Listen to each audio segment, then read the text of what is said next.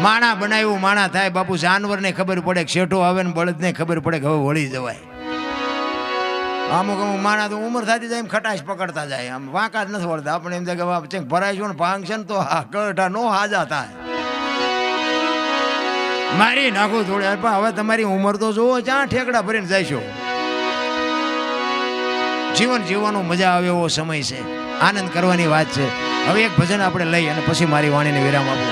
કારણ કે આમાં શું થાય બોલવામાં પછી અમુકને ડોલા ચડે, એટલે બોલું આ બધો બેકારો થાય ને તો પછી જાગી જાય. એટલે સવારામ બાપાની એક વાણી છે. સદગુરુ મહારાજને મેં હમણાં કીધું એમ, સદગુરુ મહારાજની કૃપા વગર બાપુ તમને મને આની શાન ન મળી શકે. એટલે સવારામ બાપા એવું કહે છે કે મારા ગુરુ ન મળ્યા હોય તો મને શું દશા થાય.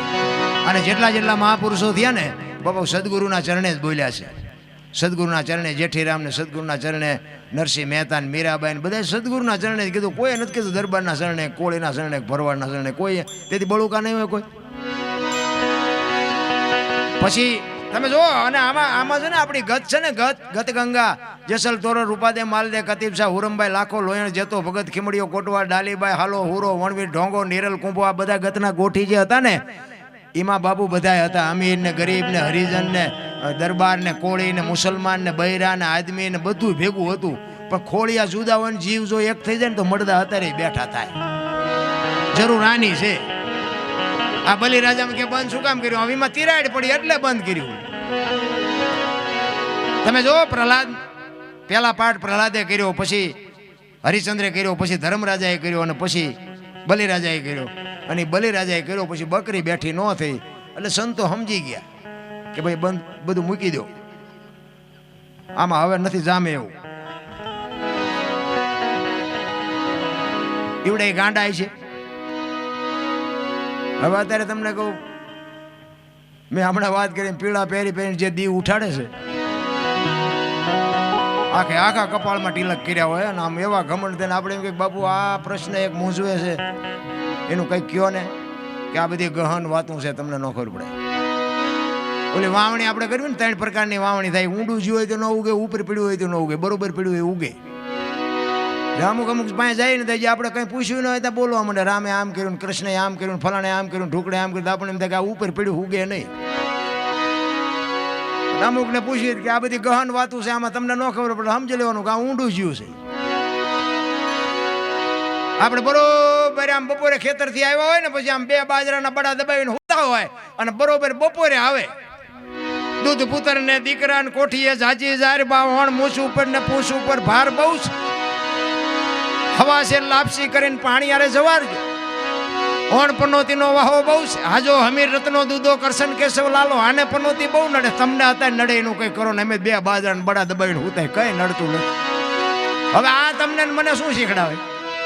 આ તમને મને કારણ કે બાપુ માણા બનવાની જરૂર છે. 1-2 મિત્ર હતા ને આમ તલાવની પાળી ઉપર રોજ 2 કામ ધંધો કઈ કરે ને ટેમ થાય ને ખાવા આવે કપડા બદલાઈને ભાગી જાય. મા બાપને તો ભાવમું લાગે. એ કહેલા એ તમે કંઈક માણા થાવ, માણા કંઈક અમારે ધંધો કરો ને તમે નકરા હાવ બેહી રહ્યો. એટલે 2 ભાઈબંધ બેઠા બેઠા વિચાર કરતા. એ ઓલા બીજા ભાઈબંધને કહેલા આપણે કંઈક કામ કરીએ, ઘરે જઈને દેકારા થાય, મજા નથી આવતી. તો કે શું કરશું? હવે હાવ હરામના હાડકા હોય 100 રૂપિયા કપા વીણવા જાય નહીં, એને 5 રૂપિયા પૈસા વાળું થવું હોય. બોલ્યો કે આ ધંધો કર્યો ને આ કર્યું ને આ કર્યું ને 2 ને કઈ હુજ્યું નહીં. પછી એક બોલ્યો કે મને એક ધંધો હુજે કે શું પૈસા છાપવાનું કારખાનું નાખી દે હાલ નહીં કે મૂળ ઘરે પૈસાની જરૂર છે ને, પૈસા આપી દે પછી શું કકડાટ થવાનો? એ કે હા એ તારી વાત સાચી લે. બધું કર્યું ભેગું, કાગળ ને એ મશીન બશીન એનું જે આવતું હોય. આપણે કંઈ ધંધો કર્યો નથી પણ એમ ઈવડે બધા ભેગું કર્યું અને 2 જણા મીડા પૈસા બનાવવા. એક કે હું ડટા બનાવું અને એક કે તું સાપવા માંડ. એ મીડા 2 જણા સાપવા. અડધી તિજોરી ભરાણી ને તા એક કીધું એટલે ઉપર કે આમાં ભૂલ થઈ જાય. શું ભૂલ થઈ? એ કે પણ આમ રે હમણાં ન બનાવીશ કે આમ આ 2 હું બનાવી લે ભાઈ. ભારતીય રિઝર્વ બેંક ને ગવર્નરની સહી ને ગાંધીજીનો ફોટો ને ઓલો તાર આવી તાર ને પણ સિક્કો 15 નો લાગ્યો. હવે 15ની નોટ લઈને ક્યાં જવું? 10 ની 20 ની 50 ની 100 ની તો બરોબર, 15ની નોટ લઈને ક્યાં જવું? એ કે ભલામણ આમ જોવો તો ખરો 15 નો સિક્કો લાગ્યો, હવે આ લઈને ક્યાં જવું? એટલે એ કે હા એ ભૂલ થઈ ગઈ. એ કે ગામડામાં જવાય, ગામડામાં નાની નાની દુકાનો હોય, કોઈક ડોહા બાપા બેઠા હોય, કોઈક ડોશમાં બેઠા હોય, એમને ન ખબર પડે કે અહીંયા હાલી જાય. તમારે જાલી જેવું ગામ ને અહીંયા ઝાંપામાં બાપાની દુકાન, ચોકલેટ પીપરમેન્ટ વેચે. અહીંયા આવ્યા, એ કે બાપા 15 ના છૂટા આપશો? એ કે હા લાવો આપો. 15 ની નોટ આપી ને બાપા આમ જોઈ રહ્યા. એ કે લા 15 ની નોટ આ ચારે બહાર પડી. એ કે હમણાં જ બહાર પડી, તમને નથી ખબર કે? એ કે પણ અમારા છોકરા રોજ મોરબી વાંકાને જાય છે પણ કોઈ બોલ્યા નહીં 15 ની નોટ બહાર પડી. એ કે દેવાય દો, અમે 15 રૂપિયાનું થોડું જૂઠું બોલતા છું. બાપા કે આપવું ખરો પણ 14 આપું. એ કે 15 નો આપું.